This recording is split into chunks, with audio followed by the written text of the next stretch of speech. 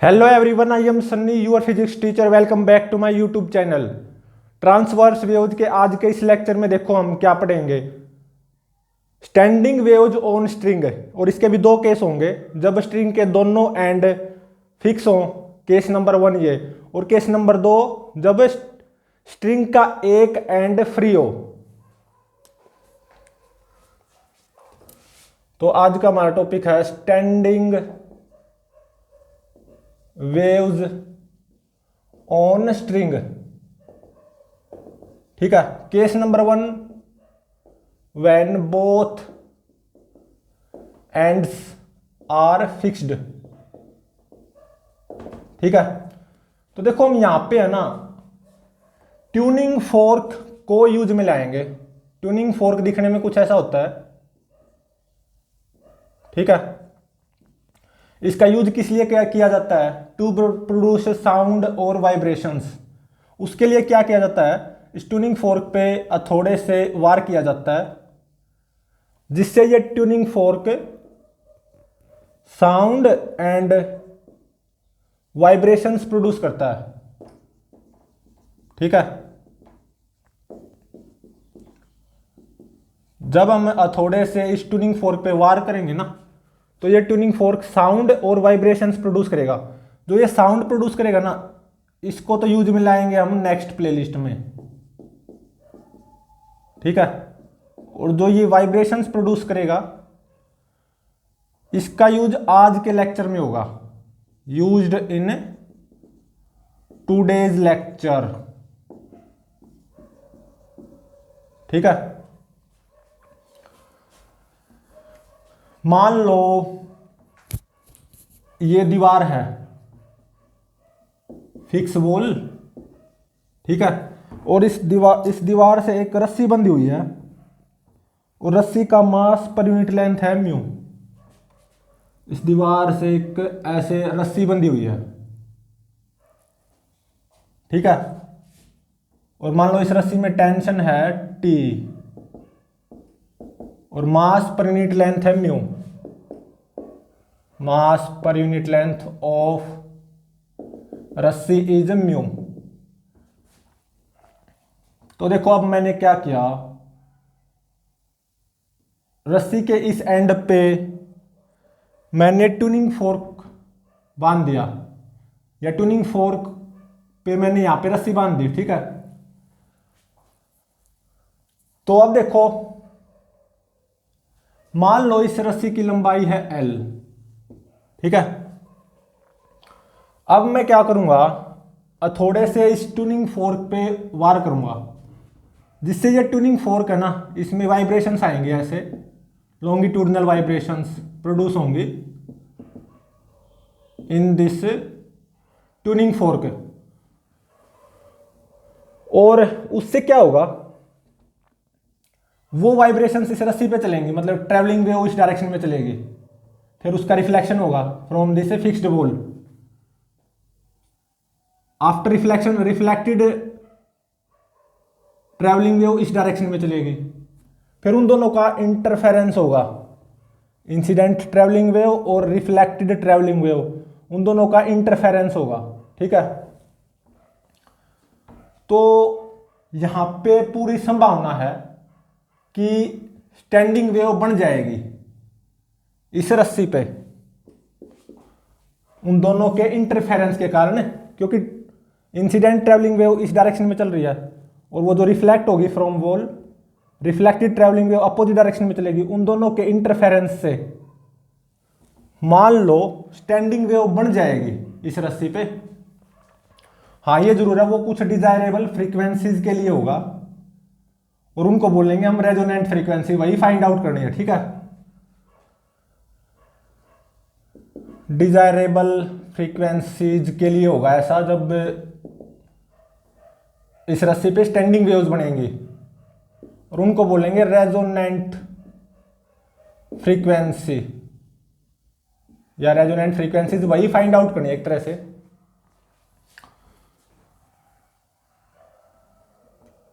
तो देखो, मान लो मैंने इस ट्यूनिंग फोर्क पे हथौड़े से वार किया, वाइब्रेशंस आई, ट्रैवलिंग वेव इस डायरेक्शन में चली इस रस्सी पे, वो इंसिडेंट ट्रैवलिंग वेव, फिर उसका रिफ्लेक्शन हुआ from this wall, 180 degree phase change जरूर होगा लेकिन रिफ्लेक्टेड ट्रैवलिंग वेव इस डायरेक्शन में चलेगी। और मान लो उन दोनों के इंटरफेरेंस से स्टैंडिंग वेव बन गई इस वॉल पे, ठीक है। और मान लो वो कुछ ऐसी बनी, तो देखो यहां पे वॉल पे तो नोड रहना ही है, और ये जो ट्यूनिंग फोर्क है ना, ये एज ए फिक्स एंड की तरह बिहेव करेगा, will behave as fixed end. तो ट्यूनिंग फोर्क पे भी नोड रहेगा, ठीक है। तो मान लो वो स्टैंडिंग वेव कुछ ऐसी बनी, ठीक है।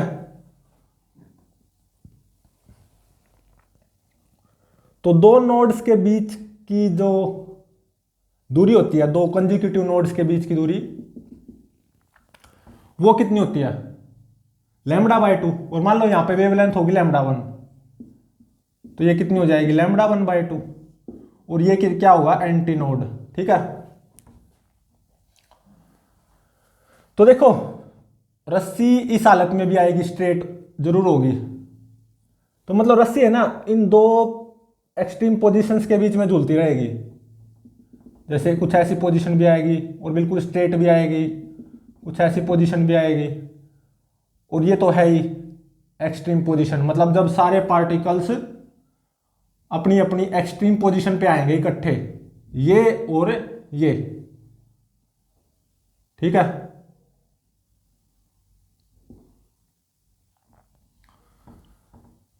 तो वेव स्पीड क्या होगी, √T/μ, और λ1/2 ये तो L है, तो λ1 कितना आ गया, 2L। और मान लो ये F1 फ्रीक्वेंसी पे हुआ है, तो ये F1 फ्रीक्वेंसी क्या आएगी, यूजिंग फॉर्मूला V/में λ1, तो √T/μ बाय में λ1 2L। तो यहां पे मैं 1 से मल्टीप्लाई कर सकता हूं। तो देखो यहां पे एक लूप फॉर्म हुआ है, हालांकि ये इल्यूजन है। तो 1 लूप फॉर्म्ड, ठीक है, इसको बोलेंगे फर्स्ट हार्मोनिक या फंडामेंटल मोड, कुछ बोल दो दोनों में एक, फर्स्ट हार्मोनिक या फंडामेंटल मोड, ठीक है। तो जब स्टैंडिंग वेव कुछ ऐसी बने, मतलब एक लूप फॉर्म्ड हो, तो उसके लिए फ्रीक्वेंसी F1 वो कितनी होनी चाहिए, √T/μ बाय में 2L, ठीक है। तो देखो अब नेक्स्ट पॉसिबिलिटी क्या बनती है कि दो लूप फॉर्म हो, जैसे एक बनाया यहां पे दो, उसके लिए क्या करना पड़ेगा, अगेन फिर से इस ट्यूनिंग फोर्क पे थोड़े से वार करना पड़ेगा। तो तब मान लो फ्रीक्वेंसी होगी F2, और मान लो स्टैंडिंग वेव बन जाएगी, और कुछ ऐसी बनेगी, मान लो कि दो लूप फॉर्म्ड हो जाएंगे, ठीक है। मान लो कुछ ऐसी बनी स्टैंडिंग वेव, दो लूप फॉर्म हो गए। तो देखो ये तो नोड रहना ही है, यहां पे भी नोड रहना है, ये क्या होगा, ये भी नोड होगा, ये एंटी नोड होगा, ये भी एंटी नोड होगा, ठीक है। और देखो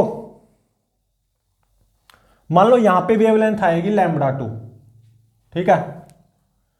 तो देखो दो नोड्स के बीच की दूरी, दो कंसेक्यूटिव नोड्स के बीच की दूरी, वो क्या होती है, वेवलेंथ का आधा। ये मतलब क्या हो जाएगी, λ2/2, और ये पूरा क्या हो जाएगा, λ2 = L, ठीक है। तो यहां पे F2 क्या आएगा, देखो सेम रस्सी है, टेंशन भी सेम है, ये बात ध्यान रहे, तो वेव स्पीड तो सेम रहेगी, तो F2 आएगा V/में λ2, तो मतलब रूट टी बाय में म्यू बाय में एल। तो यहाँ पे मैं 2 से और यहाँ पे 2 से मल्टीप्लाई कर सकता हूँ ना। तो देखो यहाँ पे 2 लूप फॉर्म हुए हैं स्टैंडिंग वेव के, 2 लूप्स फॉर्म्ड। तो इसको बोलेंगे सेकंड हार्मोनिक या फर्स्ट ओवरटोन। ठीक है। तो सेम रस्सी पे मैं एक तीसरा एक्सपेरिमेंट और करूंगा। अब मैं इस ट्यूनिंग फोर्क पे अगेन थोड़े से बार करूंगा, ऐसे वाइब्रेशंस प्रोड्यूस होंगे। और मान लो अब की बार इस रस्सी में कुछ इस तरीके से स्टैंडिंग वेव प्रोड्यूस होगी। मान लो कि 3 लूप फॉर्म्ड हो जाएंगे, यहां पे और यहां पे तो नोड रहना ही है। ठीक है। एक ये नोड हो गया, एक ये नोड हो गया, ये क्या एंटी नोड, ये भी एंटी नोड और ये भी एंटी नोड। तो देखो मान लो यहां पे वेवलेंथ आएगी λ3। तो देखो ये कितनी हो जाएगी λ3 और ये λ3/2। तो ये पूरा कितना हो जाएगा λ3 प्लस λ3/2। तो 2 प्लस 1 3 3λ3/2। ये पूरा कितना हो जाएगा 3λ3/2 और ये L के बराबर भी है। तो देखो यहां पे कितने लूप्स फॉर्म हुए 1 2 3। ठीक है। स्टैंडिंग वेव के 3 लूप फॉर्म होते हुए दिखाई देंगे हमें, हालांकि ये इल्यूजन होता है। तो 3 लूप्स फॉर्म्ड, तो इसको बोलेंगे थर्ड हार्मोनिक। ठीक है, या सेकंड ओवरटोन। मान लो ऐसा F3 फ्रीक्वेंसी पे हुआ, तो F3 क्या हो जाएगा V/λ3, क्योंकि रस्सी देखो वही है, रस्सी में टेंशन भी सेम है T इन तीनों में। तो वेव स्पीड तो उतनी रहेगी ना, इसलिए यहां पे भी, यहां पे भी, यहां पे भी वेव स्पीड सेम है। देखो V which is root T by mu. तो root T by mu by में λ3, ये कितना आ गया 2L/3। ठीक है।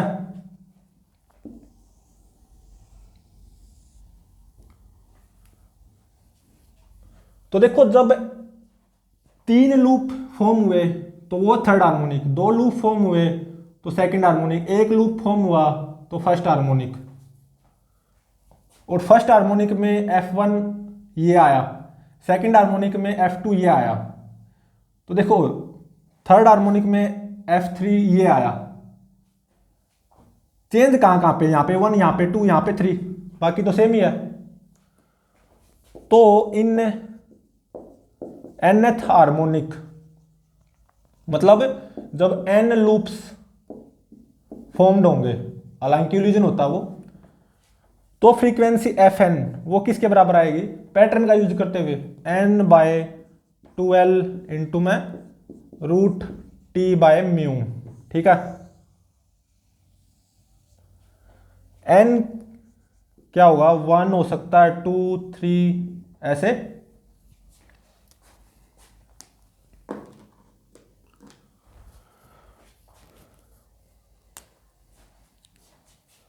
तो देखो जो nth हार्मोनिक होगा ना,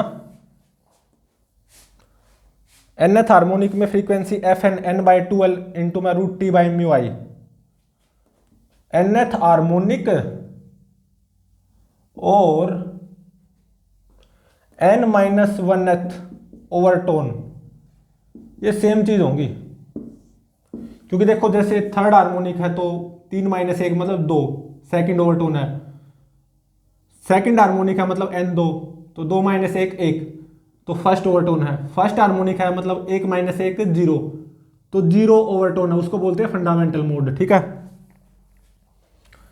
तो देखो यहां पे सारे हार्मोनिक्स प्रेजेंट है first, second, third, fourth, fifth, ठीक है, सिक्स्थ, एक लूप फॉर्म होता हुआ दिखाई देगा किस फ्रीक्वेंसी पे, इस पे। दो लूप फॉर्म होते हुए दिखाई देंगे स्टैंडिंग वेव के इस फ्रीक्वेंसी पे।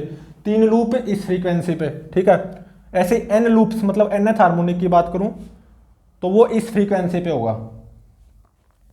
तो यहाँ पे n 1 2 3 4 5 कुछ भी हो सकता है ना, तो यहाँ पे सभी हार्मोनिक्स प्रेजेंट हैं, ऑल हार्मोनिक्स प्रेजेंट, ठीक है। तो अब आओ standing waves on string when one and is free, जब एक एंड फ्री हो। यहां पे तो दोनों एंड फिक्स थे। अब आओ जब एक एंड फ्री हो, ठीक है। और इस फॉर्मूले को याद रखना, जब दोनों एंड फिक्स हैं तो nth हार्मोनिक में या n-1th ओवरटोन की जो फ्रीक्वेंसी आएगी ना, ये आएगी n/2L√T/μ। L रस्सी की लंबाई, T रस्सी में tension, mu mass per unit length of रस्सी, ठीक है। तो अब हम क्या पढ़ेंगे, जब रस्सी का एक एंड फ्री हो, ठीक है,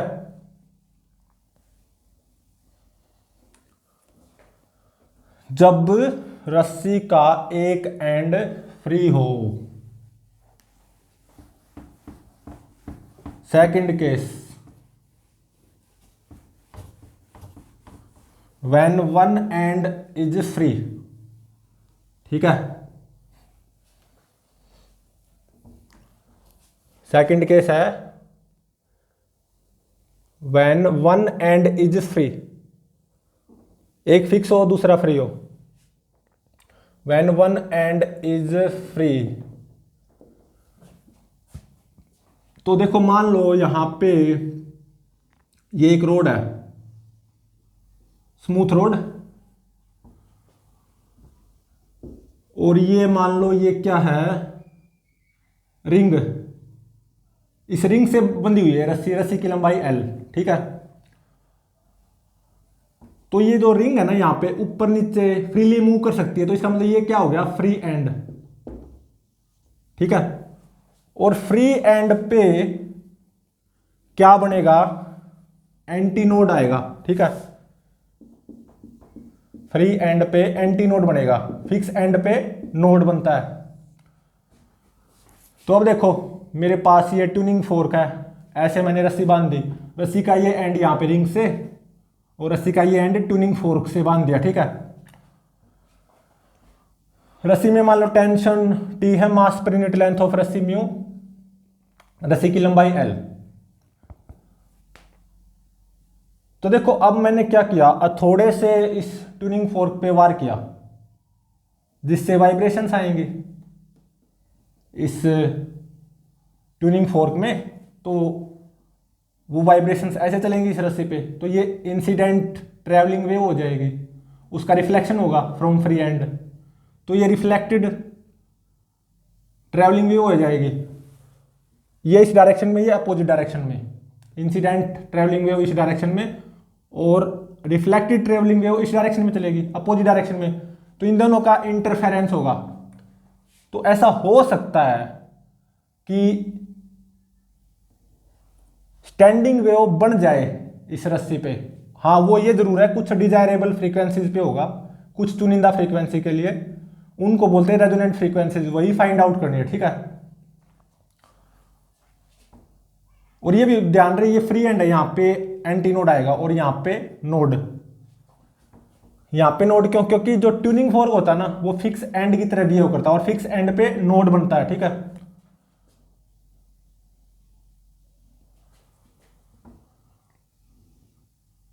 तो देखो फर्स्ट केस, मैंने इस हथौड़े पे वार किया, मान लो फ्रीक्वेंसी F1, और मान लो स्टैंडिंग वेव बन गई, ठीक है, और वो कुछ ऐसी बनी, कैसी, कुछ ऐसी, ठीक है, कुछ ऐसी स्टैंडिंग वेव बनी। ठीक है, तो ये क्या एंटी नोड और ये नोड। और मान लो यहां पे वेवलेंथ आएगी λ1, ठीक है।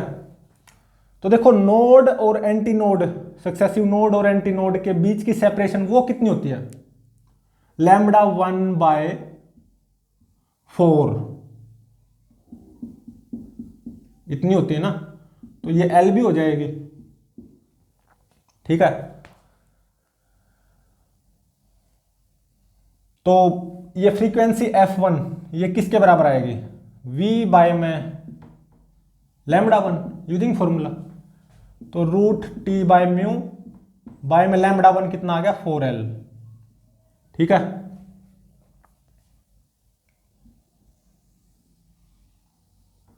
ये आ गया। तो इसको मैं यहां पे 1 लिख सकता हूं ना। तो देखो यहां पे एक लूप फॉर्म हुआ है, 1 लूप। तो ये हो जाएगा फर्स्ट हार्मोनिक या फंडामेंटल मोड इसको बोलेंगे, ठीक है।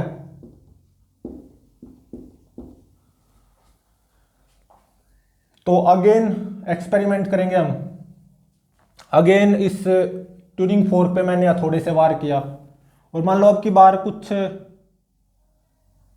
ऐसी स्टैंडिंग वेव बनेगी, मान लो बनेगी और कुछ ऐसी बनेगी। तो देखो यहां पे तो एंटी नोड ही रहना है, और यहां पे नोड, एंटी नोड यहां पे क्यों, क्योंकि ये फ्री एंड है, रिंग है ना। और ये जो मेरा ट्यूनिंग फोर्क होता है ये फिक्स एंड की तरह बिहेव करता है, फिक्स एंड पे नोड बनता है, तो यहां पे नोड, ठीक है। तो अब मान लो अब की बार कुछ ऐसा हुआ,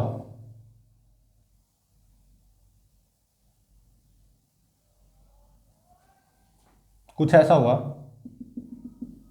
ठीक है। इसको और अच्छे से बनाना होगा, जच नहीं रहा ना ये। कुछ ऐसी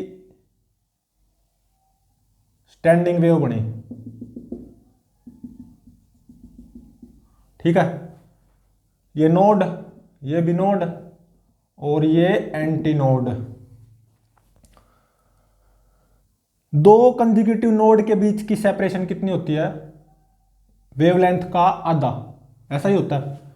और ये भी क्या होगा, एंटी नोड, ठीक है। तो मान लो यहां पे वेवलेंथ आएगी λ2।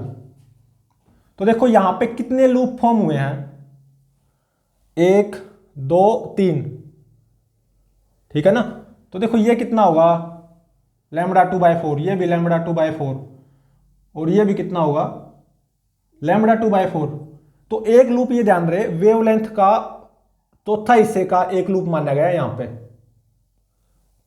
ये वेवलेंथ का चौथा हिस्सा था। नोड और एंटी नोड के बीच में एक लूप है, नोड एंटी नोड एक loop, anti node node 2 loop, node anti node ये तीसरा लूप। तो यहां पे 3 लूप बने हैं।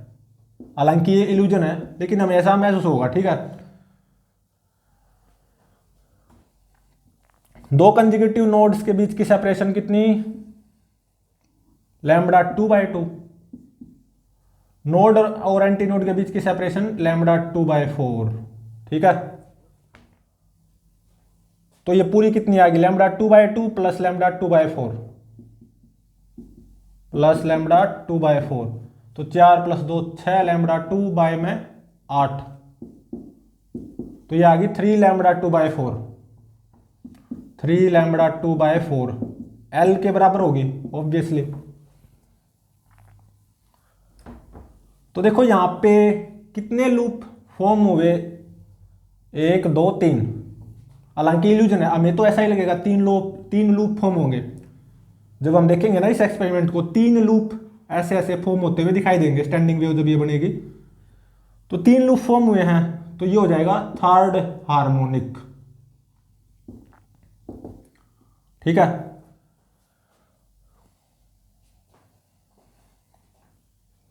तो अब देखो F2, ये कितना आएगा v बाय लैम्बडा 2, मतलब root T by mu by में लैम्बडा 2, ये कितना 4l/3, तो ऊपर 3 आ गया। ठीक है,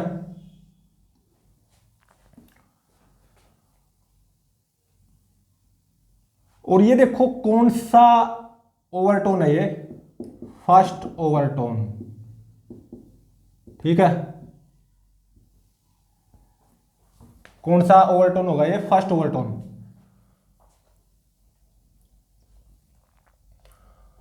और देखो F2 इतना आया है 3 root T by mu by में 4l। ठीक है, 3 लूप फॉर्म हुए, 1 2 3, तो थर्ड हार्मोनिक हो गया, इसको बोलेंगे फर्स्ट ओवरटोन भी बोल सकते हैं हम। तो ये इस फ्रीक्वेंसी पे होगा। ठीक है, तो अब देखो नेक्स्ट अगेन एक्सपेरिमेंट करेंगे इसके साथ। एमर मारेंगे ना इसके ऊपर ट्यूनिंग फोर्क पे। मान लो अब की बार फिर से स्टैंडिंग वेव प्रोड्यूस हुई इस रस्सी पे, अब की बार मान लो कुछ ऐसा हुआ, इससे जो नेक्स्ट होगा, तो देखो यहां पे तो क्या बनना पक्का एंटीनोड, क्योंकि ये फ्री एंड है, क्योंकि रिंग है ना, और यहां पे नोड बनना है, क्योंकि ट्यूनिंग फोर्क फिक्स एंड की तरह बिहेव करता है, फिक्स एंड पे नोड बनता है। ठीक है,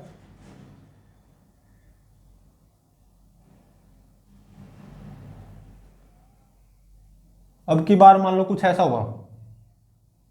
ठीक है, कुछ ऐसे बनी है मेरी standing wave, node node node, ये एंटी नोड, ये भी एंटी नोड और ये भी एंटी नोड। ठीक है,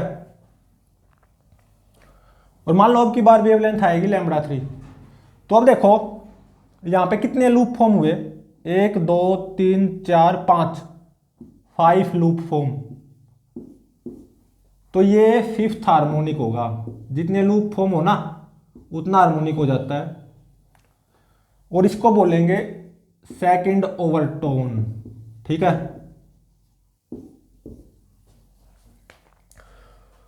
तो देखो ये पूरी कितनी होगी, लैम्बडा 3, सही बात है, और नोड और एंटी नोड के बीच की सेपरेशन कितनी होती है, लैम्बडा 3/4, तो ये पूरा कितना हो जाएगा, लैम्बडा 3 प्लस लैम्बडा 3/4, तो ये कितना होगा 5 लैम्बडा 3/4। ठीक है, और जो कि L के बराबर होगा, तो यहां से लैम्बडा 3 कितना आ गया 4l/5, और मान लो ऐसा हुआ है F3 फ्रीक्वेंसी पे और ऐसा हुआ था F2 फ्रीक्वेंसी पे, तो F3 ये क्या आएगा V बाय में लैम्बडा 3 यूजिंग फॉर्मूला, और देखो सेम रस्सी है, मतलब म्यू फिक्स हो गया, और रस्सी में हर बार टेंशन भी सेम रहेगी T, तो जो वेव स्पीड है ना वो एक तरह से फिक्स होगी V V V, तो root T by mu by में लैम्बडा 3, ये कितना आया 4l/5, तो ये फिफ्थ हार्मोनिक के केस में फ्रीक्वेंसी आई है F3। ठीक है, तो देखो यहां पे first harmonic, third harmonic, fifth harmonic,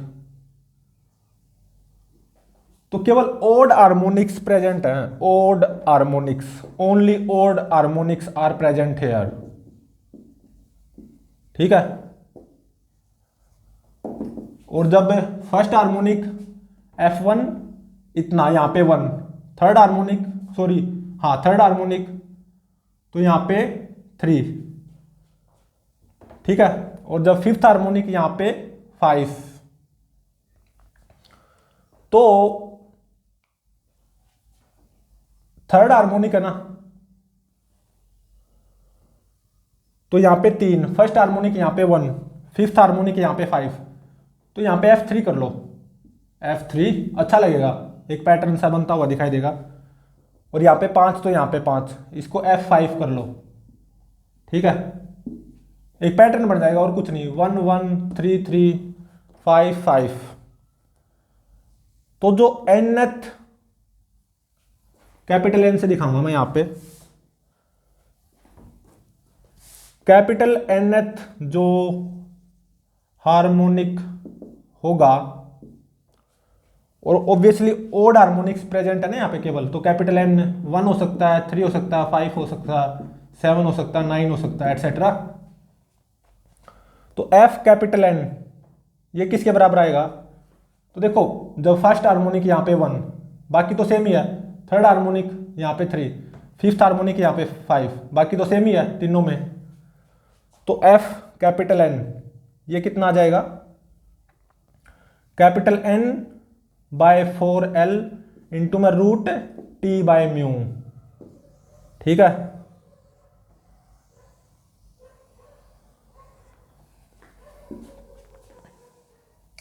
और देखो कैपिटल एन को मैं क्या लिख सकता हूं यहां पे, 2 small n plus 1। Small n होगा 0 1 2 3। ठीक है, तो यहां पे स्मॉल एन क्या है? nth overtone. तो nth ओवरटोन के केस में फ्रीक्वेंसी कितनी आएगी? F n. तो कैपिटल एन की जगह क्या पुट कर दो? 2n प्लस 1 पुट कर दो बस। अब ये सेटिस्फाई हो भी जाएगी, ऐसा मैंने क्यों किया है। ठीक है, nth ओवरटोन के केस में ये आई है, और कैपिटल nth हार्मोनिक के केस में फ्रीक्वेंसी ये आई है, और capital N 2 small n plus 1 रहेगा। कैपिटल एन 1 3 5 7 9 आएगा, स्मॉल एन मतलब small nth overtone, capital N मतलब कैपिटल nth हार्मोनिक। और ये मैंने क्यों लिखा है, अभी इसको सेटिस्फाई भी करवाते हैं।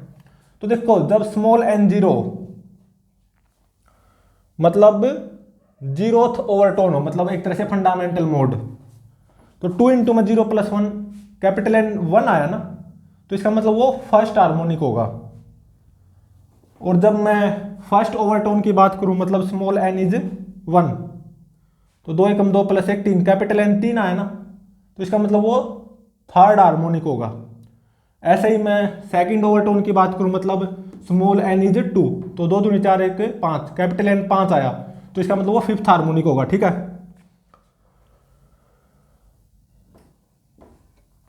तो nth ओवरटोन के केस में फ्रीक्वेंसी ये आएगी, इसको आप सेटिस्फाई करवा भी सकते हो।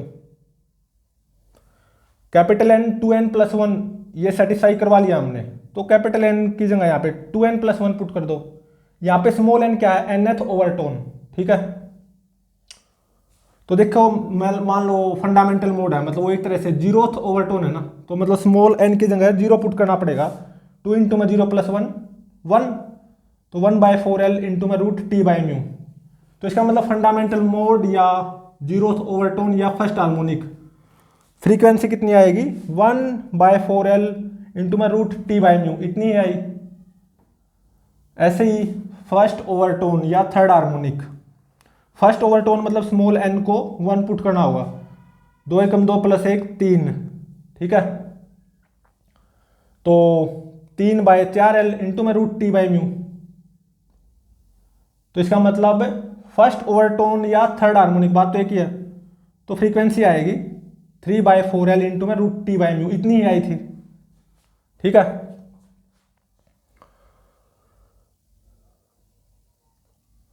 और ऐसे ही आप सेकंड ओवरटोन में भी देख सकते हो।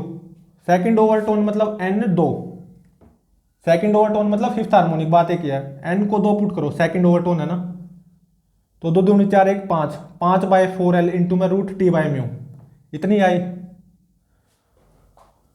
तो यहां पे केवल ओड हार्मोनिक्स प्रेजेंट होंगे, first third fifth seventh ninth. और हार्मोनिक को मैंने कैपिटल एन से दिखाया है, कैपिटल nth हार्मोनिक, और जो कि ओडी होंगे फर्स्ट 1 3 5 7 9। ठीक है, और कैपिटल nth हार्मोनिक के केस में जो फ्रीक्वेंसी आएगी वो आएगी capital N by 4L into में रूट टी बाय म्यू, और capital N 2 small n plus 1 बराबर रहेगा। Capital N is equal to 2 small n plus 1। Small n क्या है यहाँ पे, nth ओवरटोन, ठीक है, और कैपिटल एनथ हार्मोनिक। तो nth ओवरटोन में फ्रीक्वेंसी कितनी हो जाएगी, F small N is equal to 2n plus 1 by 4l into में root T by mu. T रस्सी में tension, mu mass per unit length of रस्सी, ठीक है, और एल रस्सी की लंबाई। तो जब एक एंड फ्री हो, एक फिक्स हो दूसरा फ्री हो, तो nth ओवरटोन में, मतलब स्मॉल nth ओवरटोन में, स्मॉल n 0 1 2 3 कुछ भी हो सकता है, 4 5 6, स्मॉल nth ओवरटोन में फ्रीक्वेंसी निकालना चाहते हो, वो डिजायरेबल फ्रीक्वेंसी जिस पे वो स्टैंडिंग वेव बनेगी यहाँ पे, वो आएगी 2 small n plus 1 by 4l into में रूट टी बाय म्यू। ये दोनों चीजें एक ही हैं, समझ रहे हो ना। जब स्मॉल n 0 होगा, मतलब फंडामेंटल मोड या 0th ओवरटोन, तो फ्रीक्वेंसी कितनी आई, 1 बाय 4l इंटू में root T by mu. Small n को 0 पुट कर दिया, और जब स्मॉल n 0 होगा, कैपिटल N मतलब हार्मोनिक, उसकी वैल्यू क्या आएगी, 2 इंटू में 0 प्लस 1 आई, तो कैपिटल N को 1 पुट करना होगा, 1 बाय 4l इंटू में रूट टी बाय म्यू। तो यहाँ पे जब आप स्मॉल n को 0 पुट करोगे और कैपिटल N को 1 पुट करोगे तो फ्रीक्वेंसी सेम आएंगी ना। तो एक तरह से ये इंटर रिलेटेड है दोनों फॉर्मूलेज, ठीक है। ये स्मॉल nth ओवरटोन के लिए है, ये कैपिटल nth हार्मोनिक के लिए है, ठीक है। तो ये था हमारा स्टैंडिंग वेव ऑन स्ट्रिंग, जब एक दोनों एंड फिक्स हो, वो हमने इससे पहले पढ़ा, मतलब वहां पे उस तरफ दीवार थी फिक्स वॉल, तो वो एंड फिक्स हो गया था, और ये एंड तो फिक्स रहेगा ही, ठीक है। ये जो ट्यूनिंग फोर्क का ये जो एंड होता है ना, ट्यूनिंग फोर्क एक तरह से फिक्स एंड की तरह बिहेव करता है। अगर आप उस तरफ रोड और रिंग ले लोगे तो वो फ्री एंड की तरह बिहेव करेगा, मतलब वहां पे एंटी नोड बनेगा। तो दूसरा केस ही हो गया, वन एंड इज फ्री, तब यहां पे केवल ओड हार्मोनिक्स आएंगे, 1 3 5 7 9, ठीक है। Only odd harmonics will be present, even harmonic नहीं आएगा, ठीक है। ओवरटोन 0 1 2 3, तो स्मॉल nth ओवरटोन में फ्रीक्वेंसी ये आएगी, कैपिटल nth हार्मोनिक में फ्रीक्वेंसी ये आएगी। ये दोनों इंटर रिलेटेड है, ठीक है।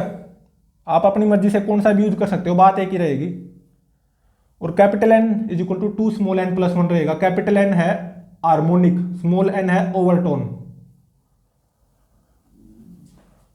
इसके ऊपर बेस्ड न्यूमेरिकल्स नेक्स्ट लेक्चर में करेंगे, तो प्लीज चैनल को लाइक शेयर और सब्सक्राइब जरूर करें।